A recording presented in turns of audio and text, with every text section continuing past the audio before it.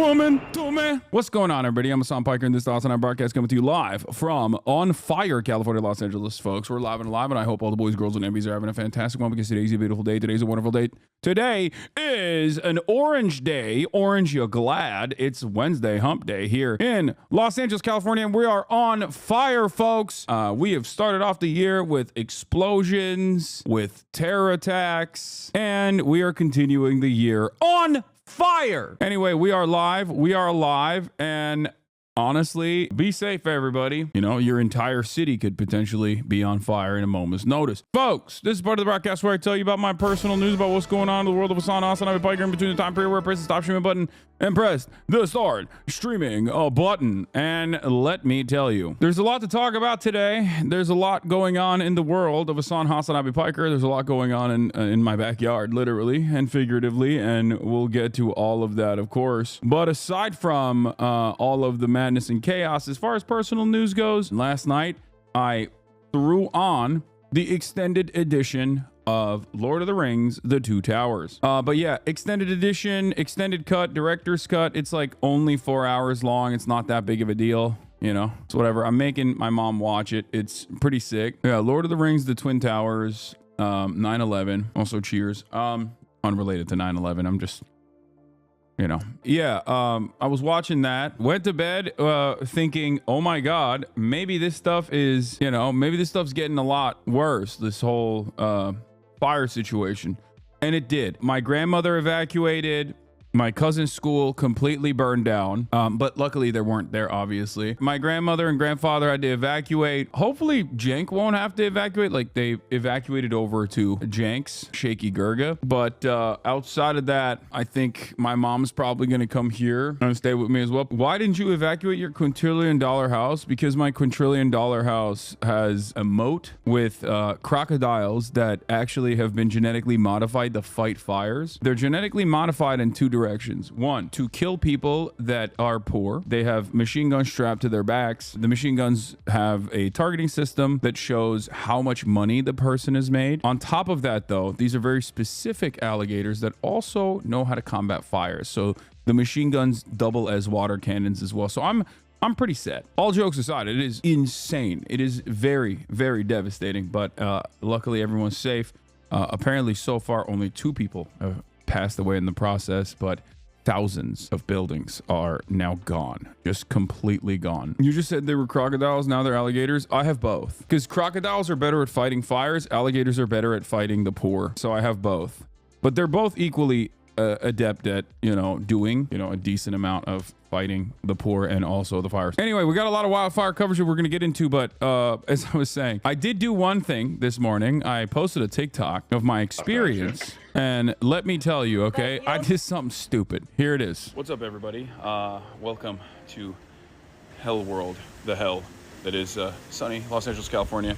Wildfires are happening right now. It's pretty crazy. Palisades is on fire. Malibu's on fire. I'm in West Hollywood, so it's not as bad, which means that we are not in a mandatory level 3 evacuation zone or even a level 2 evacuation zone. For the record, I wanted to specify that because I know a lot of people are going to be coming in here today yelling at me because they're going to be like, why haven't you evacuated? And there is no reason to do that.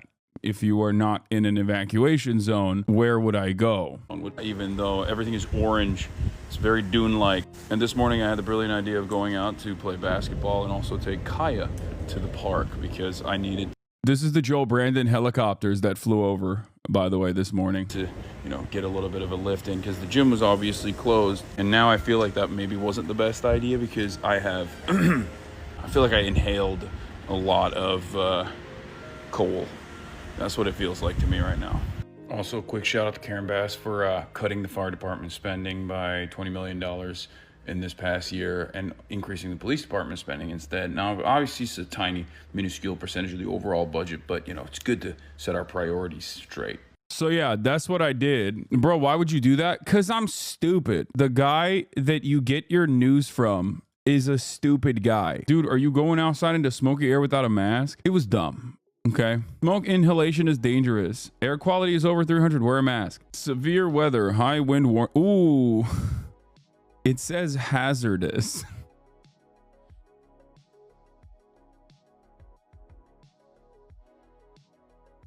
Is this color of incredibly dark past the point of purple maroon indicative of the danger of inhaling this weather? Yeah, it says 347. So what do you do in that situation? That seems bad. Okay, well, I went out. Yeah, I went out, dude. I went out and I played basketball. Why? Because goddamn it, I'm an American. I'm a goddamn American. That's why I went out without a mask. I went outside and I went out without a mask to make my goddamn lungs stronger. Why'd you stop? Yeah, I went outside because the smoke is fake. Okay, it's the smart dust. It's actually the reverse of the smart dust. Let me tell you, this is the type of dust you want to inhale rather than the fog, which you shouldn't want to inhale because the government is trying to make you gay with the fog. But the black fog, aka what libtards are calling smoke, that's a good thing to inhale. Yeah, I'll tell you this much. I have a headache. And also there was definitely a bad taste in my mouth. So probably not the best idea to go outside right now. Just learn from my mistakes. Learn from my mistakes. That taste is literally cancer. Yeah, it's fine. Damn, you dumb as hell, bro. I am. I'm not a very smart guy. Brother, why are you not evacuating? Oh no, this is gonna be the meta all day because I'm flame proof. Okay, that's why. Yeah, I'm flame retardant. Is it possible the fire could get to a point where you had to evacuate too? All I'm gonna say is this. Given the incredibly densely populated area of Los Angeles that I live in, if the flames actually got to the point where it was anywhere near my domicile, we would have a ginormous problem. That would mean the evacuation of damn near the entirety of Los Angeles. Like that is true complete bedlam. It's already there basically for Santa Monica. It's really scary for Santa Monica at this point. They have contained 0%. The reason why they can't contain it is because the winds are 80 miles, sometimes 100 miles, and at night. So they have to let it burn. There is nothing they can do. There's literally nothing they can do. The wind is just picking it up and moving it wherever it feels like. So the only thing that everyone can do in this juncture at this stage is just hope that the winds don't blow in your direction. You want some skeptical people over with what? What is this? Yeah, so actually, I just hopped on to Hasan's stream for like 10 minutes because I had to go on a Twitch to download some of my own content to edit. And this man was literally explaining to the 30,000, he was explaining to the 30,000 strong chat how to have respectful social interactions with women. And you know, we just came to the conclusion that we knew that there was something protecting us. There was some force that was keeping all of that mess away from my area. I felt like we were rulers finally visiting the walls of our kingdom. Like the fringes. The fringes. Baby. Like for the first time, like I knew something was truly protecting these lands, but I didn't know whom and from what, baby. They started out criticizing you having a nice house and money to this. Wait, really? This is a TikToker that had some thoughts about you in good faith and now has seen your stream. She's chill. This is what I try to explain to people. If you have any sort of opinions about my content, my commentary, what my worldview is, what I do in general, it usually all it takes is basically for you to watch like an extended, maybe like 10 to 15 minutes. And in that process, you will understand what this is all about, and it's most likely nothing that you thought it was about, especially if the only thing you've seen is clips, because clips and commentary over clips, which is what pops off on TikTok for the most part, let's just say they're not the best way to understand a person. I was not aware of what this man was taking on, and for that I apologize for my ignorance. Big apology. And you know what? Hey, Hasan, you got it.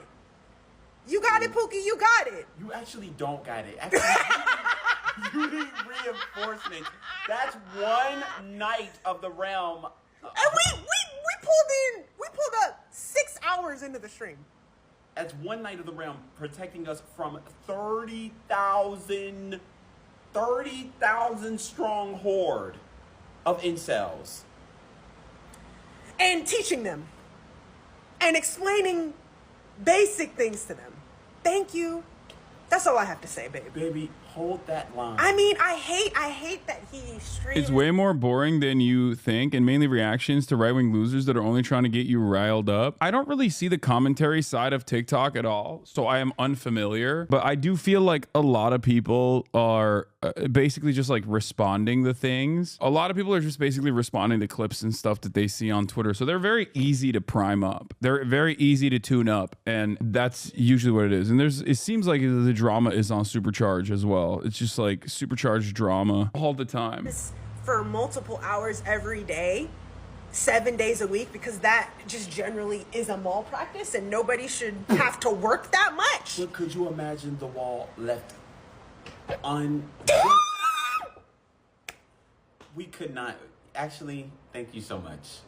Yeah, you know, and even a few people said Hasan brought them onto the left.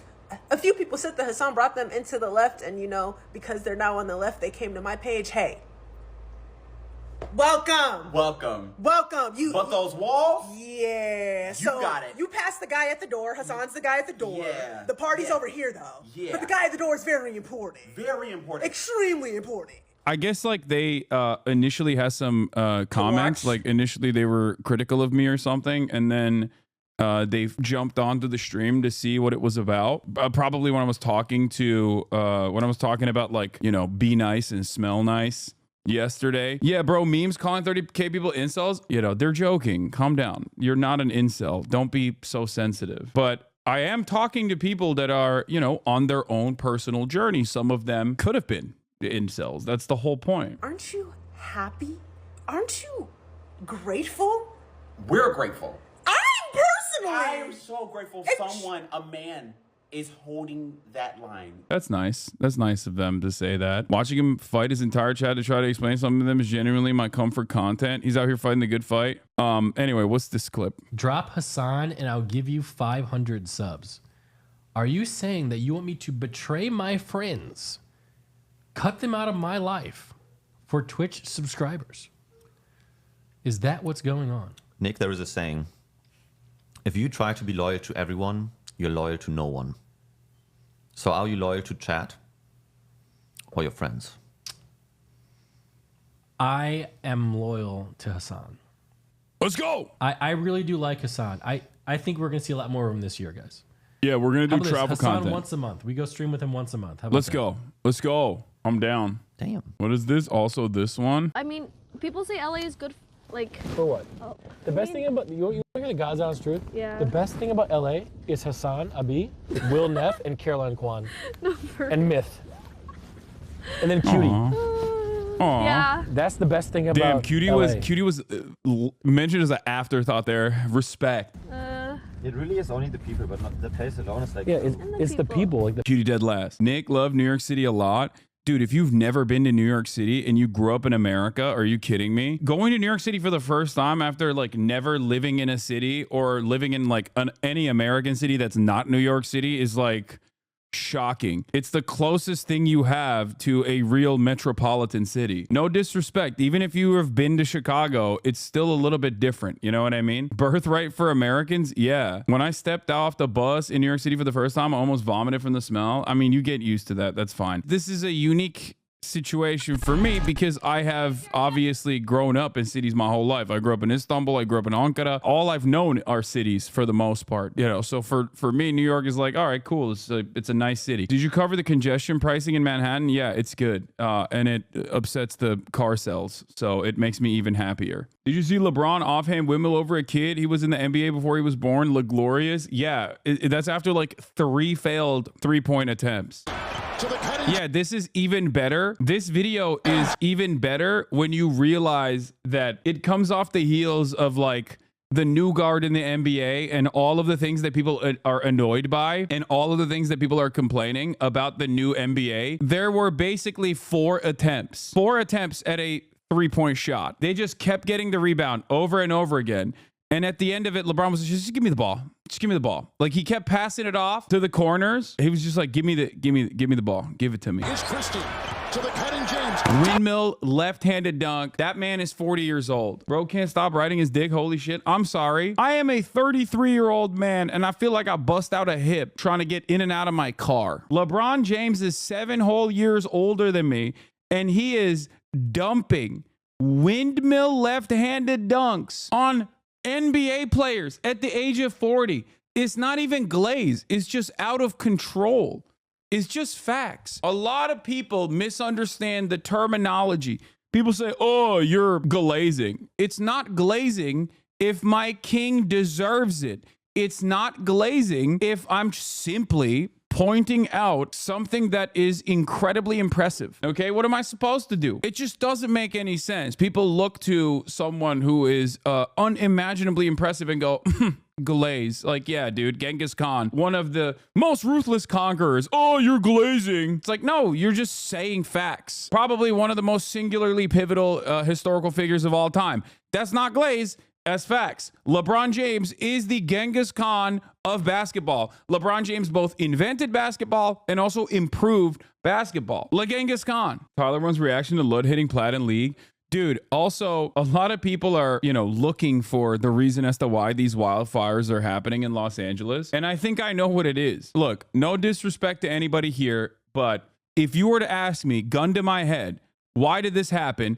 It's because Ludwig Ogren made a deal with some unholy Balrog-style 7th layer of hell demon in order to rank up in League of Legends to get plat. I think he sacrificed massive swaths of the Los Angeles population and infrastructure in an effort to get to plat on League of Legends. If you were to ask me, the two things are far too close to one another. They're far too close to one another.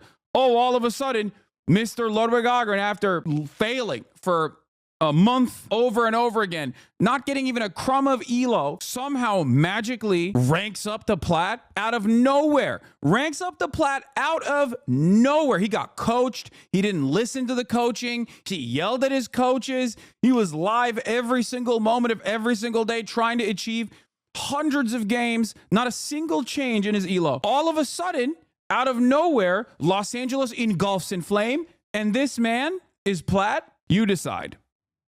You decide. Did Ludwig open up a fresh pit of hell and secure an allegiance with a demon? Did Ludwig sacrifice large swaths of Los Angeles in order to reach plat so we could get that compliment from Tyler 1? I say yes.